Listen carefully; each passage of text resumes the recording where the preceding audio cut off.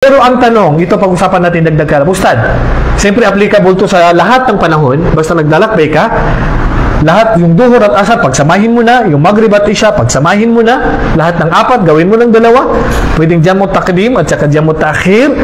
Ngayon, Ustad, paano kung inabutan ako ng araw ng Jum'ah? Friday, napadaan ka sa isang masjid, habang naglalakbay ka, dumaan yung bus, dumaan yung tren, o yung sasakyan nyo, nagsala kayo dyan sa stasyon, o kaya, siyempre, ano, alam mo na, nagbiyahe, nag-beach, nag-field trip, dumaan kayo sa masjid, nagsala kayo ng Jum'ah. Okay? Nagsala kayo ng Salatul Jum'ah. Ang tanong, Ustad, siyempre, nagsala kami ng Salatul Jum'ah, isusunod ba namin agad yung asar? Nakuha nyo? Kung duhur yung sala, walang problema. Sa paglalakbay, pag tayo po ay dumating sa masjid, sa travel natin at nagsala tayo sa masjid ng mga tao na dinaanan natin, pagkatapos magsala ng duhur, isusunod natin agad ang asar. Walang issue doon. Okay?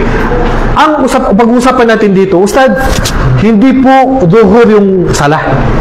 Ang sala na inabutan namin sa daan ay Jumu'ah. At take note, ang traveler ay napagkasunduan ng mga ulama na hindi obligado sa traveler ang Salatul Jum'ah. Hindi obligado sa traveler ang Salatul Jum'ah. Pero kung magsasala ka, walang problema.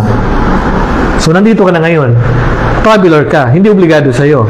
Ngayon, nagsala ka ng Jum'ah, Ustad, pagkatapos ba ng Jum'ah, pwede ko bang isunod ang asar? Nagkaroon ng opinion ng ating mga ulama. Ang pananaw ng karamihan sa ulama, hindi pwede. Kasi, walang dalil na ang propeta sallallahu alaihi wasallam pinagsama niya ang Jum'ah at asar.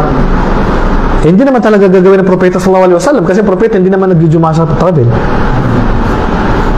Dito ay dagdag kaalaman lang. Kung sakali naman nag-ginusto mo, ang propeta sallallahu alaihi wasallam hindi kailanman siya nag-Jum'ah sa travel kasi hindi naman talaga obligado sa traveler ang Salatul Jum'ah. Pero nagkataon lang, siyempre, napadaan ka sa masjid, Friday, gusto mo magsalasa ng jamut takdim. Dito, ang pinakamainam, kahit na may nagsabi, sino nagsabi na pwedeng isunod ang asar pagkatapos ng Jum'ah? Yan ay madhab ng Shafi'i. Si Imam Shafi'i, rahimahullah, pinahintulutan niya na pagkatapos ng Jum'ah ay isusunod agad ang asar, pwede sa kanya yon.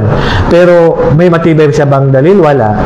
Kaya naman ang pinakamainam, pagkatapos ng Salatul Jum'ah, huwag ka muna magsala ng asar. Kaya sabi ko nga, hindi kondisyon ng kasran ang jaman. Nakapagsala ka ng Jum'ah, so wala kang nagawang jaman kasi ang asar, mamaya mo nasalahan. Kasi nagsala ka ng Jum'ah. Anong mainam mo, Ustad? Di, ituloy mong travel mo, huwag ka nang dumaan sa masjid. Ituloy mo lang travel mo. Kung sa Jum'ah ka naglakbay,